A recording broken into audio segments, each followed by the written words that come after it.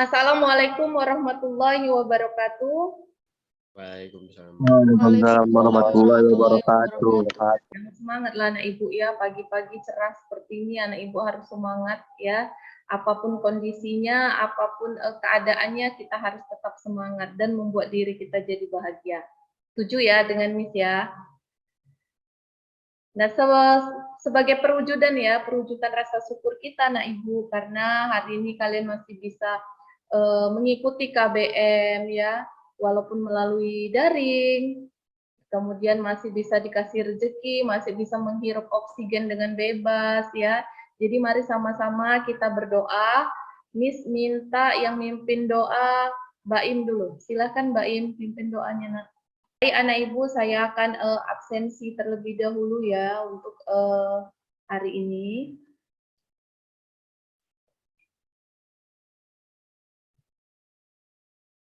Biar kita tahu siapa yang tidak. Aisyah ada ya nak? Alia ada. Novel Rian ada? Ada Miss. Ya, alhamdulillah. Naila Putri? Hadir, Miss. Udah sehat, Kak? Udah, Miss. Alhamdulillah. Kesepakatan kelas kita tetap diingat ya. Jadi tolong kalau misalkan ada teman yang tidak hadir, itu tolonglah saling peduli. Jadi kemudian kalau ada teman yang berbicara dihargai, ya itu juga termasuk salah satu kesepakatan kelas kita, disiplin waktu, semuanya itu adalah kesepakatan. Jadi saya mengingatkan kembali untuk kesepakatan kelas anak Miss. Nah baik, kita akan memulai. Oke, Miss akan buka dengan ini. Ya, dengan ini Miss akan buka. Kita mulai dulu dengan perasaan kamu hari ini. Setuju ya anak ibu ya? Jadi bagaimana perasaan kamu hari ini? Nah, saya mau anak ibu isi ini. Jadi buka ini. Saya akan kirim di kolom chat. Sekarang silahkan isi link ini. Ini saya akan tutup sementara.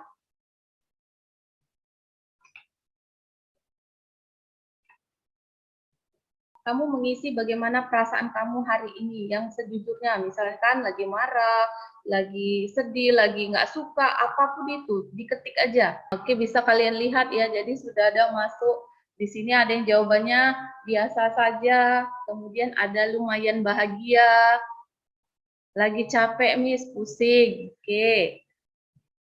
Oke, lumayan bahagia. Saya tertarik ini dengan kata-kata lumayan bahagia. Kira-kira ini siapa ya nak yang lumayan bahagia ini? Baim lah, Miss. Oke, Baim lumayan bahagia. Benar Baim? Iya, Miss. Ya, kenapa Bang lumayan bahagia ini? Kira-kira apa yang membuat anak Miss lumayan bahagia gitu? Iya, Miss. Kira-kira kenapa nak? Yang pertama kita hari Rabu libur tuh, Miss. Ah, kemudian? Terus yang kedua saya lihat di kota udah nggak ditutup lagi jalan. Oke, di kota udah nggak tutup-tutup lagi. Mudah-mudahan sekolah akan segera juga bisa kayak biasa ya nak ya. Iya, Miss. Oke, siapa yang buat sedikit capek? Saya, Miss. Ah ya, kenapa capek nak? Capek daring, Miss. Kira nih, Dimas bilang kan tadi sedikit capek ya. Anak ibu ada nggak solusinya supaya tidak capek gitu? Noval Rian. Istirahat, Miss. Istirahat biar nggak capek. Lagi kira-kira yang lain? Pandai ngatur waktu, Miss. Pandai ngatur waktu, betul. Sedikit kesel, siapa yang kesel nak? Saya, Miss. Ya kenapa kakak kesal? Nggak tahu, Miss. Bangun-bangun kayak kesel aja gitu. Ya kayak kesel ya. Kemudian kira-kira nih udah ketemu sama Misaan masih kesal? Biasa aja, Miss. Oh, jadi biasa aja. Alhamdulillah. Dari kesal jadi biasa aja. Berarti sebentar lagi jadi bahagia ya. Saya yakin. Oke, terima kasih anak ibu ya. Ada penelitian, maka kalau kita sedang stres, kita sedang misalnya kesel, tadi ya, misalnya capek ataupun apa, maka kita ada nih melakukan namanya teknik stop. Kita mau coba lakukan. Kira-kira bagaimana teknik stop ini? Teknik stop. Jadi teknik stop itu pertama adalah hentikan apapun yang sedang dilakukan. Nah, ini dia stop. S-nya itu adalah hentikan. Kemudian take a breath. Jadi tarik nafas. Pada tarik nafas panjang. Bisa ya? Nanti kita akan praktekkan nih tarik nafas panjang anak ibu. Kemudian amati. Iya. Pastikan kalian melakukan teknik stop.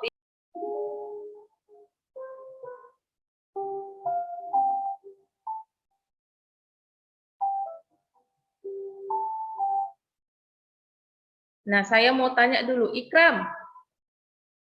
Ikram, apa yang Ikram rasakan?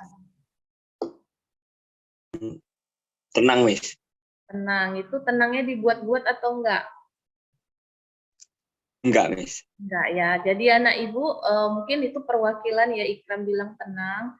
Nah, saya yakin kalau kalian lakukan ini, kalian lakukan, pasti kalian akan ngerasa tenang kan?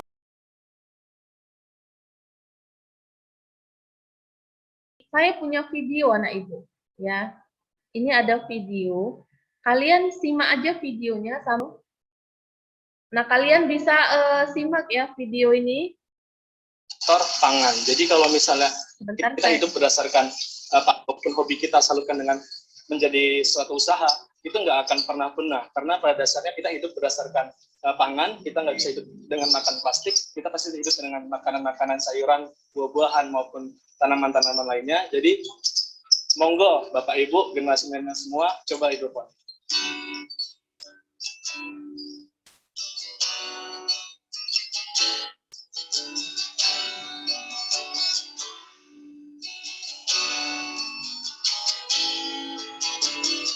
Nah, sekarang anggap ini kalian adalah petani hidroponiknya ya. Jadi coba dilihat dulu, nanti akan ada beberapa pertanyaan yang saya akan berikan.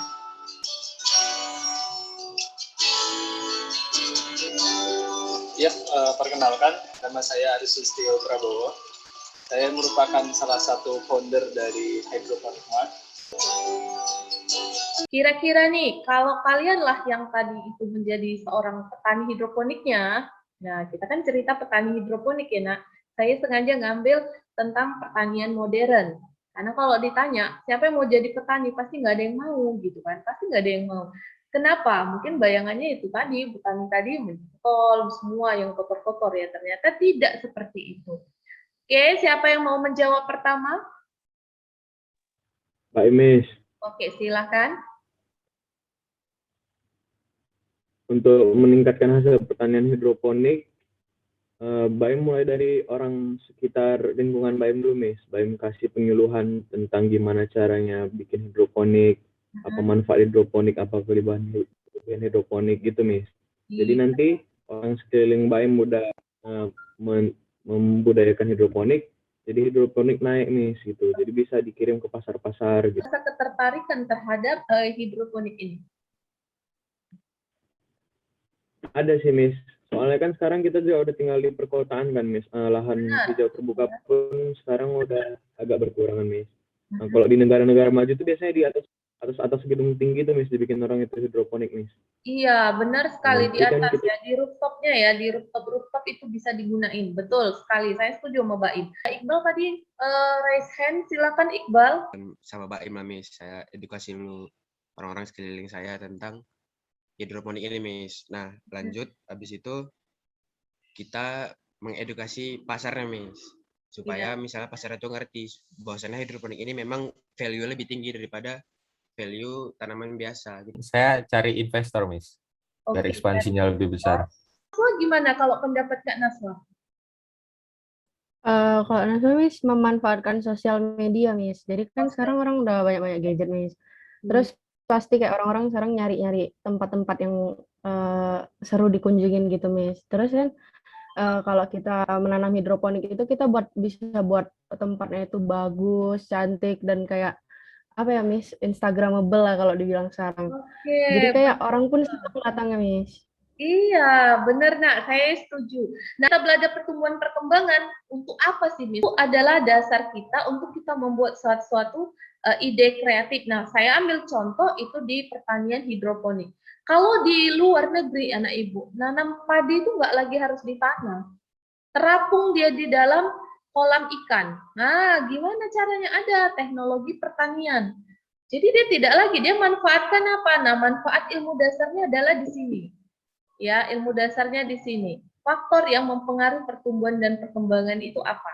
Ya, sekarang kita lihat pertanyaan berikutnya. Kira-kira apalah pertanyaan berikutnya ya?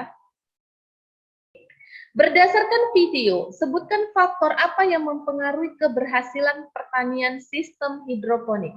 Nah ya, faktor yang mempengaruhi keberhasilan pertanian sistem hidroponik. Oke, silakan yang belum menjawab. Hormon sama seragam ya? Hormon dan sama keasaman ya? sama keasaman. Oke. Nutrisinya, Miss. Novel, oke, nutrisi, benar nak. Air, Miss. Nah, tadi anak-anak sudah mengetahui faktor-faktor yang mempengaruhi pada sistem pertanian hidroponik. Nah, sekarang berikutnya saya akan berikan link untuk kalian mengisi sistem pertanian yang kalian minati. Setelah nanti diisi, maka anak-anak ibu semuanya silakan membuat percobaan tentang faktor eksternal yang mempengaruhi pertumbuhan dan perkembangan tumbuhan, dalam hal ini pada sistem hidroponik atau pada sistem tradisional.